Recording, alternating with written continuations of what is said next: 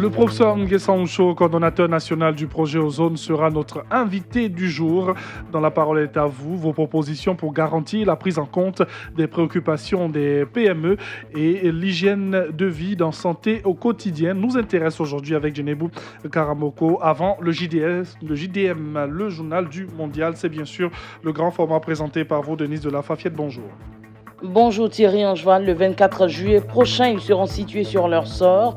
Mais pour avoir de bons résultats, il faudra donc réussir les épreuves d'examen. Madame, monsieur, ils sont plus de 250 000 candidats au baccalauréat qui frappent aux portes des universités et grandes écoles. Ils font partie de notre quotidien, pourtant ils sont aussi nocifs pour notre santé. Nous parlons là des sachets plastiques. La Côte d'Ivoire en produit 200 000 tonnes chaque année. Ce mardi est la journée mondiale de lutte contre les sachets plastiques. Dans l'actualité internationale, le 31e sommet des chefs d'État de l'Union africaine s'est achevé hier lundi à Nouakchott en Mauritanie. Ce sommet a été l'occasion pour l'équipe de Paul Kagame, en charge des réformes institutionnelles, de faire le plaidoyer de projets visant à améliorer l'intégration, de rencontrer les présidents les plus réticents pour adhérer à la zone de libre-échange.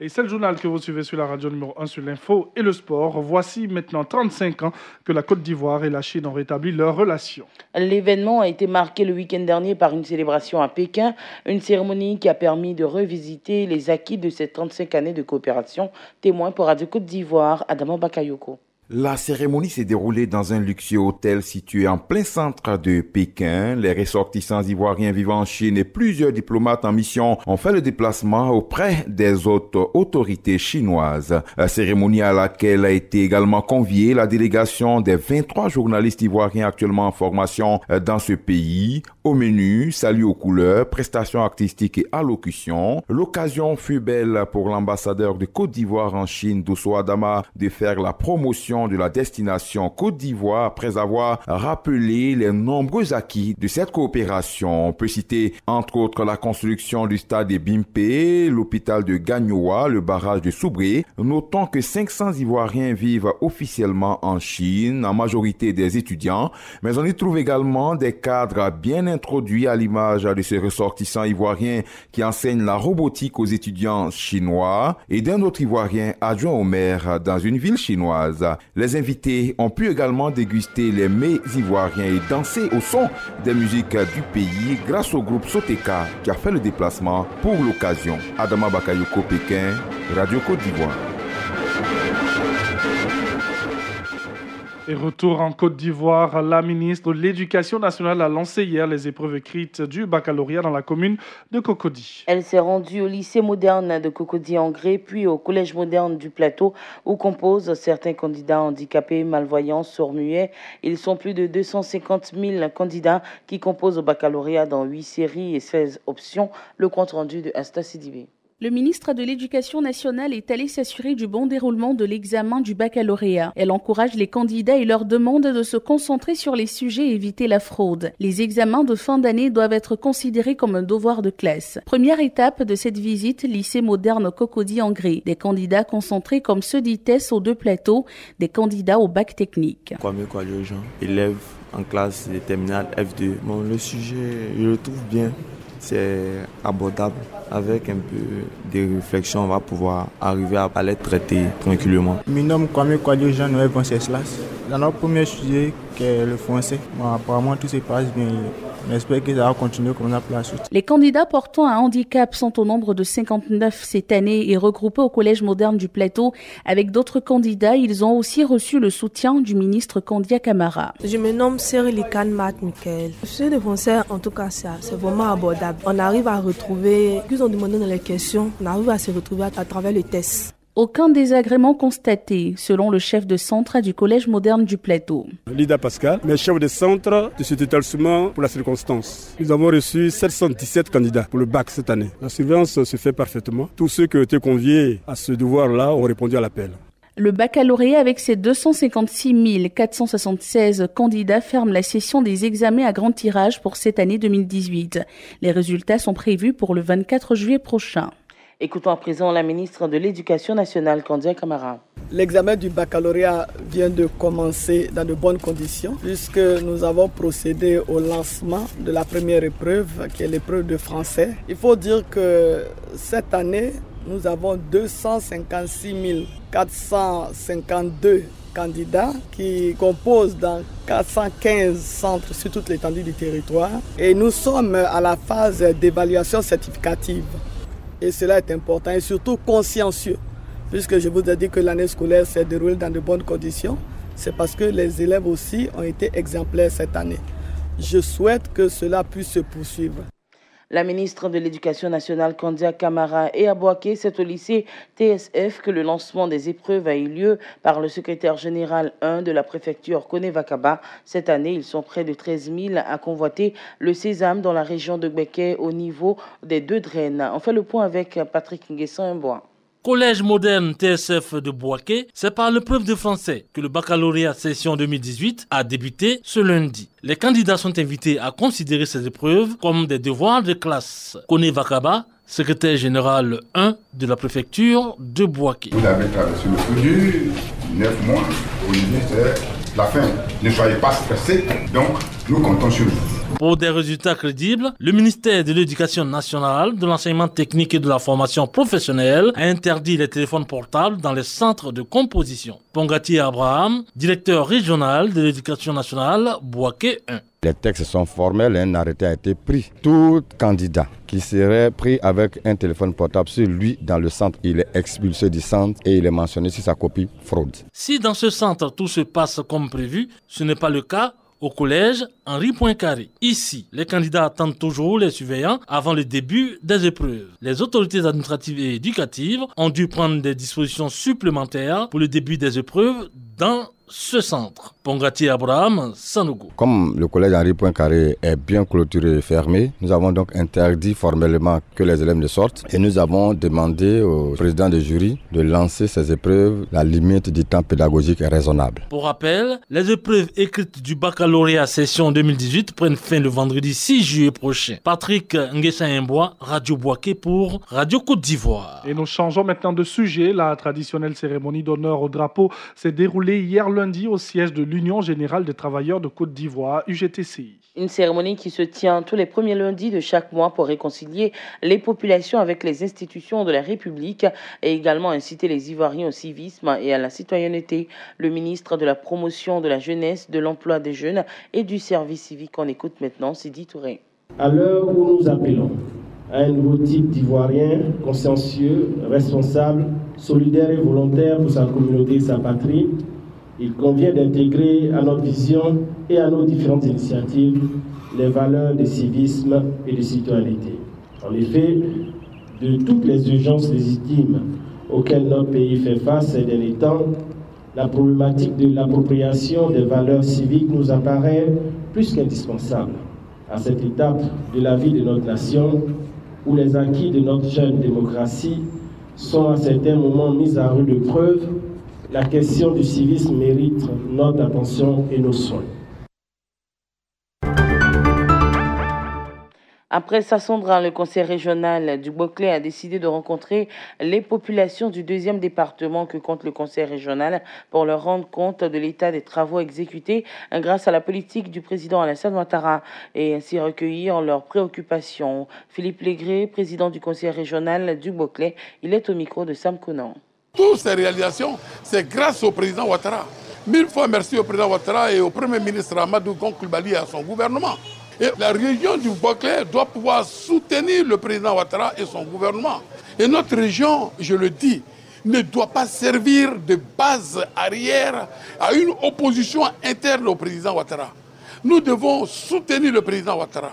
Et donc notre région, la région du Boclé, le département de Fresco de façon spécifique, se doit d'être avec le président Ouattara, de respecter le pouvoir en place et de suivre le pouvoir en place. Le ministre de l'Emploi et de la Protection sociale veut s'impliquer dans la lutte contre le travail des enfants.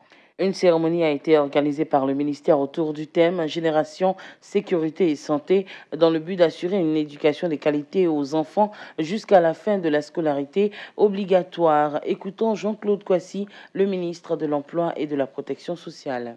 Selon le Bureau international du travail, dans le monde, près de 152 millions d'enfants âgés de 5 à 17 ans sont astreints au travail des enfants. 73 millions d'entre eux effectuent des travaux dangereux pour leur santé, pour leur vie et pour leur épanouissement. En Côte d'Ivoire, selon l'enquête nationale sur la situation de l'emploi et du travail des enfants de 2013, les enfants de 5 à 17 ans représentent 30,5% même de la population globale, soit près de 7 800 000 enfants. 1 424 996 enfants sont concernés par un travail à abolir, soit 2 enfants sur 10. Aujourd'hui, mardi 3 juillet, la journée mondiale sans sachets plastiques avec pour thème « Ensemble, combattons la pollution pour les sachets plastiques » est célébrée. Dans le monde, environ 500 milliards de sachets plastiques sont distribués chaque année et les déchets qui en résultent sont pour la plupart immédiatement rejetés dans la nature et qu'ils polluent pendant des siècles. Ce n'est pas sans conséquence. En Côte d'Ivoire, ce sont un peu plus de 200 000 tonnes, soit environ 15 milliards de sachets plastiques qui sont produits chaque année. Les précisions de la ministre de la Salubrité, de l'Environnement et du Développement durable, Anne-Désirée Oloton. La grande majorité de ces sachets plastiques contribuent à l'obstruction des ouvrages d'assainissement et aux inondations, avec pour conséquence de nombreuses pertes en vies humaines et d'importants dégâts matériels. Les sachets plastiques créent l'insalubrité et participent à l'augmentation de l'incidence de nombreuses maladies infectieuses et cancéreuses. Ils dégradent l'aspect de nos villes et compromettent le tourisme et le développement économique. Selon le Programme des Nations Unies pour l'environnement, le coût des dommages sur les écosystèmes, le tourisme et la pêche causés par les déchets plastiques rejetés en milieu marin est évalué à au moins 7 616 milliards de francs CFA. La ministre de la Salubrité, de l'Environnement et du Développement durable, Anne-Désirée Oloton. Et à l'international, le 31e sommet des chefs d'État de l'Union africaine s'est achevé hier soir à Nouakchott en Mauritanie. Ce sommet était l'occasion pour l'équipe de Paul Kagame en charge des réformes institutionnelles de faire le plaidoyer de projets visant à améliorer l'intégration, de rencontrer les présidents les plus réticents pour adhérer à la zone de libre-échange. Et cela semble avoir porté ses fruits. 49 États ont signé le protocole instaurant ce marché commun. Concernant la lutte contre la corruption, le thème de ce sommet, le bilan est plutôt mitigé, ont déploré quelques participants. Quant à l'idée de résoudre les crises du continent, la conférence des chefs d'État a pris des décisions à minima. Et au Cameroun, les élections législatives viennent d'être reportées d'une année. Les députés camerounais ont adopté hier lundi la prorogation de leur mandat à la demande du président Paul Biya. Le chef de l'État a expliqué qu'il serait difficile d'organiser ces législatives au même moment que les élections générales prévues en fin d'année. C'est la fin de ce journal. Nous rappelons quelques titres. Le 24 juillet prochain, ils seront situés sur leur sort. Mais pour avoir de bons résultats, il faudra donc réussir les épreuves d'examen. Ils sont plus de 250 000 candidats au baccalauréat qui frappent aux portes des universités et grandes écoles. Ils font partie de notre quotidien. Pourtant, ils sont aussi nocifs pour notre santé. Nous parlons des sachets plastiques en Côte d'Ivoire. Nous produisons plus de 200 000 tonnes chaque année. Ce mardi est la journée mondiale de lutte contre les sachets plastiques. Merci à Denise de la Fafiette. Le sujet de la parole est à vous. Depuis 17 mois, l'État a mis en place l'agence Côte d'Ivoire PME qui sert désormais d'interface entre l'État et les petites et moyennes entreprises. Cette structure d'accompagnement conseil vise à propulser les PME ivoiriennes dans leur évolution et à la création d'emplois durables, en particulier en faveur des femmes et des jeunes. Que préconisez-vous aux acteurs publics et partenaires au développement pour garantir la prise en compte des préoccupations et intérêts des plus petits dans ce secteur? Jérôme Kouakou vous donne la parole dans 15 minutes au 20 21 44 48 et au 20 24 27 87. Et le débat est aussi ouvert sur la page Facebook de la radio. Dans quelques instants, un autre journal, ce sera celui du Mondial. Mondial 2018. La rédaction de Radio Côte d'Ivoire adapte ses programmes à l'événement.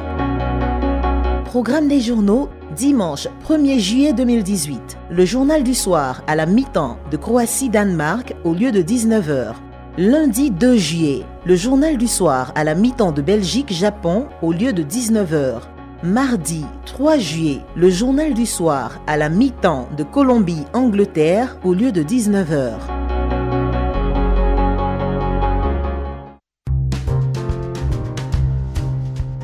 Radio Côte d'Ivoire, les sports d'ici et d'ailleurs. Le journal du mondial. Ange Assoukro. Le journal du mondial, mondial 2018. Au programme aujourd'hui, Suède, Suisse et Colombie-Angleterre. Bonjour Ange Assoukro. Bonjour Angeval, les 2 derniers huitièmes de finale de la Coupe du Monde Russie 2018 se jouent aujourd'hui.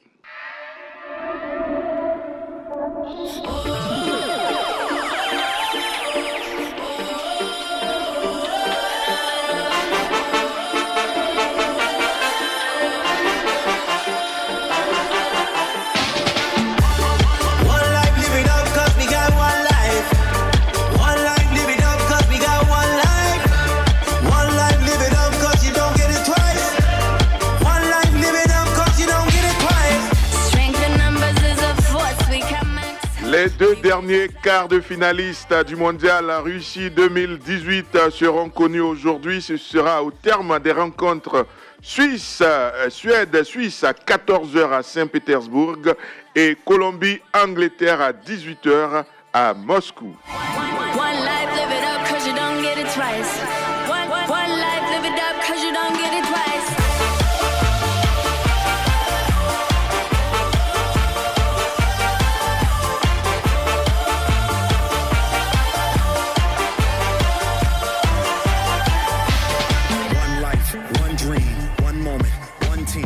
La rencontre, c'est le deuxième match du jour à 18h. Le match Colombie-Angleterre vous sera proposé sur les chaînes du groupe RTI et Festival du Mondial de Radio Côte d'Ivoire aujourd'hui, mardi 3 juillet. C'est à partir de 15h à Yopougon-Sidessi au Maquis Réflexion. Festival du Mondial est organisé par Radio Côte d'Ivoire et BOC. Retransmission de matchs, animation et jeux sont au menu. De nombreux lots à gagner avec toute l'équipe de Radio Côte d'Ivoire au Maquis Réflexion de Yopougon-Sidessi à partir de 15h aujourd'hui.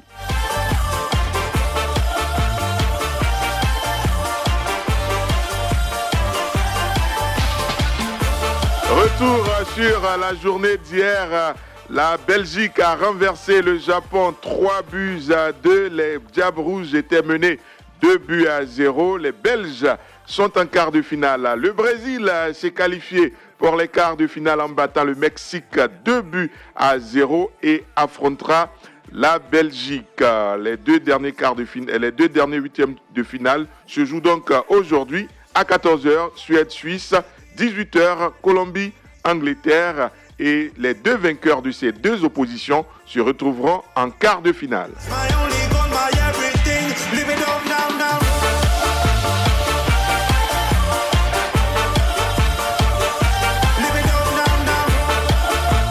Le programme est déjà disponible des quarts de finale. Vendredi 6 juillet, après 2 jours de relâche pour cette Coupe du Monde Russie 2018, le premier quart de finale, c'est à 14h à Nijni Novgorod. Ce sera Uruguay-France. Le deuxième quart de finale à Kazan à 18h. Brésil-Belgique. Le lendemain, samedi 7 juillet, les 2 derniers quarts de finale. À 18h, ce sera Russie-Croatie à Samara. Et à Sochi à 14h, le vainqueur du match Suède-Suisse sera opposé au vainqueur du match Colombie-Angleterre.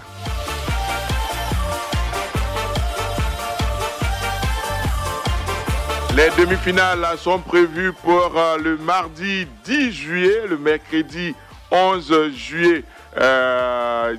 Nous aurons une deuxième demi-finale, donc mardi et mercredi 10 et 11 juillet, les 2 demi-finales. Samedi 14 juillet, le match pour la 3e place. Et le dimanche 15 juillet, la grande finale de la Coupe du Monde Russie 2018.